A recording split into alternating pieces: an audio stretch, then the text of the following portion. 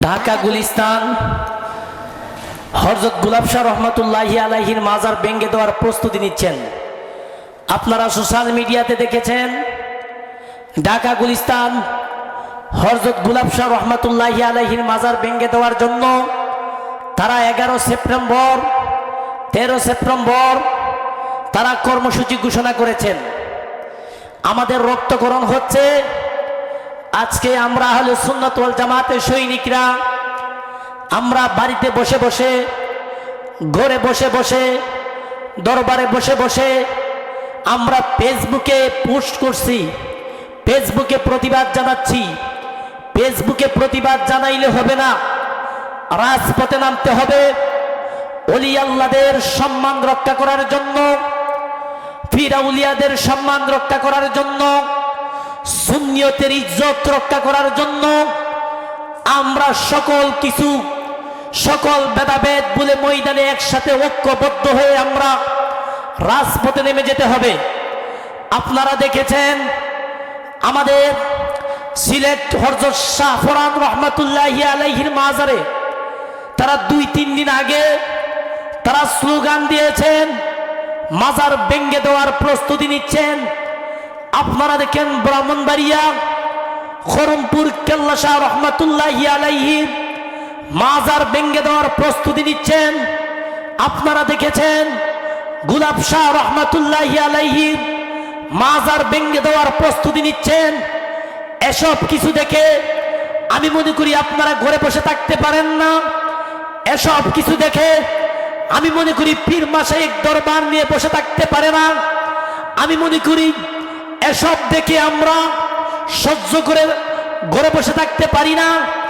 আজকে সুন্নিয়তের নাম দিয়ে যারা প্রতি রাত্রে 40,000 50,000 টাকা নিয়ে সুন্নিয়তকে নিয়ে যারা ব্যবসা করেছেন এবং উরুসের নাম দিয়ে অনেক পীর মাশায়েখ বছরে লক্ষ লক্ষ কোটি কোটি টাকা তারা আত্মসাৎ করেছেন, নিজের অ্যাকাউন্ট গরম করেছেন।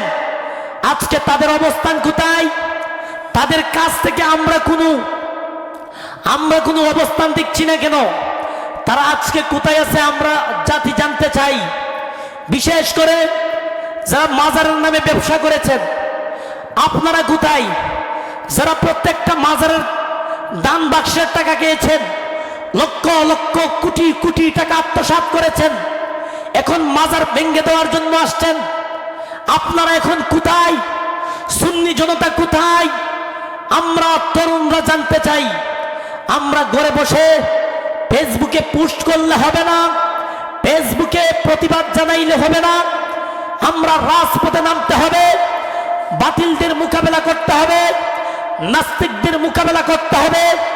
ওলি আল্লাহদের ইজ্জত, মাজারের ইজ্জত, সুন্নিয়তের ইজ্জত আমরা রক্ষা করতে হবে। এখন সবাই ভেদাভেদ ভুলে গিয়ে ঐক্যবদ্ধ হয়ে আমরা সবাই এক কণ্ঠে, এক আওয়াজে, এক ময়দানে, এক রাজপথে আমরা তাদের বিরুদ্ধে যুদ্ধ ঘোষণা করতে হবে। মনে রাখবেন, সুন্নিয়ত সেটা হচ্ছে নবীর দল, আর নবীর দলকে আঘাত করবে, আমার নবীর বন্ধুদের মাজার ভেঙে দিবে, আমরা সেটা কখনো সহ্য করতে পারি না। এখন আমি সবার 2টা পায়ে হাত রেখে বলবো, সকল মতামত ভুলে গিয়ে, আপনারা সকল ভেদাভেদ ভুলে গিয়ে এক পতাকার চলে আসেন, সুন্নিয়তের পতাকার চলে আসেন। আমাদের ওলি আল্লাহদের মাজার, ওলি আল্লাহদের শান ইজ্জত রক্ষা করার জন্য, পীর মাশায়েখদের শান ইজ্জত রক্ষা করার জন্য, সুন্নি আলেমদের শান ইজ্জত রক্ষা করার জন্য সবাই ময়দানে চলে আসেন।